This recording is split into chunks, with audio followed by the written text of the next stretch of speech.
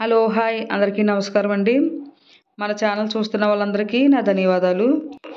ఈరోజైతే మన రెసిపీ రోజుకి ఒకే విధంగా కాకుండా సరికొత్తగా ఈరోజు 10 నిమిషాల్లో తయారయ్యే టిఫిన్ అయితే మీకైతే చూపించబోతున్నాను. రెండు బంగాళదుంపలు కొంచెం గోధుమ పిండితో మనం బ్రేక్ఫాస్ట్ 10 నిమిషాల్లో చాలా టేస్ట్గా మనం తయారు చేసుకోవచ్చు. చాలా సింపుల్ ప్రాసెస్ అండి. మనం ఆలు పరోటా చేసుకుంటాం కదా, అదే లెవెల్లో అయితే ఉంటుంది. కానీ మనం ఒక 10 నిమిషాల్లో ఈ బ్రేక్ఫాస్ట్ అయితే తయారు చేసుకోవచ్చు. మీ అందరికీ కూడా చాలా బాగా నచ్చుతుంది. మరి మనం ప్రాసెస్లోకి అయితే వెళ్ళిపోదాం.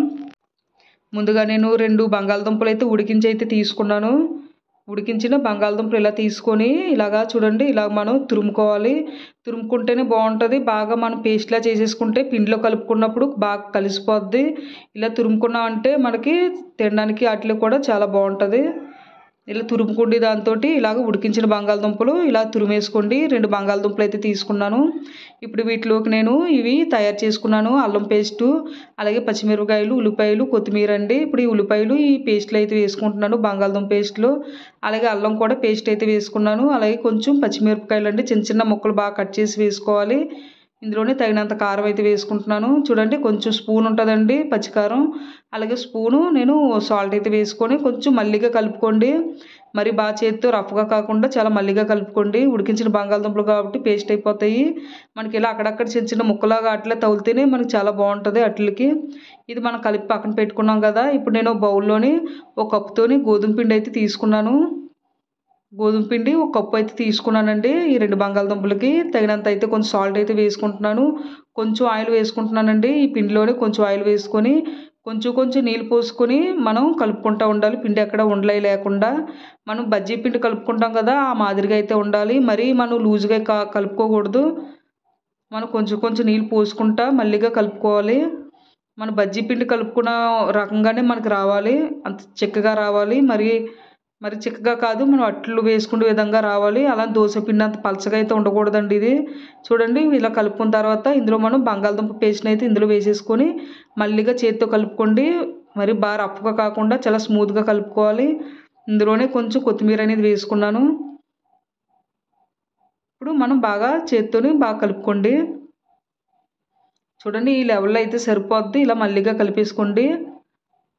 మనకి ఈ లెవెల్లో ఉంటే సరిపోద్ది. ఇలాగా గరిటతో చూడండి, మీకు చూపిస్తున్నాను కదా, ఇలా ఉంటే మనకి సరిపోద్ది. మరి పలచగా కూడా కలుపుకోవద్దు. ఇప్పుడైతే స్టవ్ మీద నేను పెనం అయితే పెట్టుకొని ఆయిల్ అయితే వేసుకున్నాను. అట్లు కూడా చాలా సింపుల్గా మనకి వచ్చేస్తాయండి, చాలా బాగుంటాయి అట్లు. చూడండి, నేనైతే ఒక గరిటెన్నర అయితే వేసుకుంటున్నాను. మరీ పలచగా కాదు, మరి అలానే మరి దలసరిగా కాకుండా కొంచెం ఇలా నెరుపుకుంటే సరిపోద్ది. మళ్ళీగా ఇలా గరిటెతోటి ఇలా కలుపుకోండి. మళ్ళీగా మంట అయితే మాత్రం మీడియంలోనే ఉంచి మనం అట్లని కాల్చుకోవాలి. మంట మరి హెవీగా పెట్టుకోకుండా మీడియంలో పెట్టుకుంటే అట్టు అనేది మనం బాగా కాలుతుంది. మంచి రంగు కూడా వస్తుంది. చూడండి, అట్టు అనేది మనకి పై ఉడికింది కదా. ఇప్పుడు మళ్ళీగా తిరిగేసుకోండి.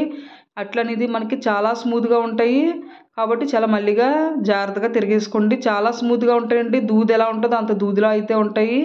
ఎందుకంటే మనకి గోధుమ పిండి అలాంటిది, అలాగే బంగాళదుంప మనకి లోపల ఉన్నది కూడా అలాంటిదే.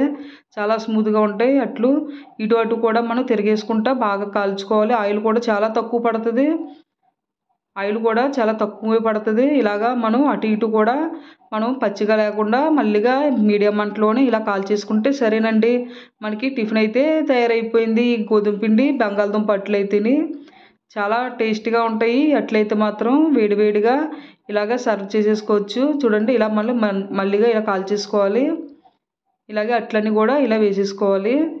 అంతేనండి, అట్లనేది మనకి రెడీ అయిపోయింది. బ్రేక్ఫాస్ట్ చాలా సింపుల్గా తయారైపోద్ది. చాలా బాగుంటాయి వేడివేడిగా అట్లు. మనకి చట్నీ కూడా, దీంతో అయితే చట్నీ అది కూడా అవసరం అయితే ఉండదండి. ఎందుకంటే ఆల్రెడీగా మన బంగాళదుంప అన్నీ కూడా మనం ఇందులో వేసుకున్నాం కాబట్టి. మీకు ఇష్టమైతే కొంచెం ఇలా ఉల్లిపాయలు వేసి రోల్ చేసుకోవచ్చు. తక్కువ ఉల్లిపాయలు వేసుకోండి, ఎక్కువ కాదు. అలాగే మీ దగ్గర టమాటా చట్నీ ఏది ఉన్నా సరే ఇలా ఇలాగా రోల్ చేసుకొని మీరు సర్వ్ చేసుకోవచ్చు. ఓకేనండి, మీకైతే ఈ రెసిపీ అయితే నచ్చిందా? నచ్చితే లైక్ చేయండి, షేర్ చేయండి, సబ్స్క్రైబ్ చేసుకోండి. కంపల్సరీగా ఒకసారి ట్రై చేయండి. మీరు ఉదయాన్నే ఒక్కొక్కసారి ఈ టిఫిన్ అయితే వారానికి ఒకసారన్నా ఈ టిఫిన్ మీరు చేసుకోగలుగుతారు. రోజుకి ఒకే విధంగా కాకుండా ఇలా కూడా టిఫిన్ మీ పిల్లలకు చేసి పెడితే వాళ్ళు చాలా ఇష్టంగా తింటారు. చాలా బాగా నచ్చుతాయండి పిల్లలందరికీ కూడా. Okay friends, bye.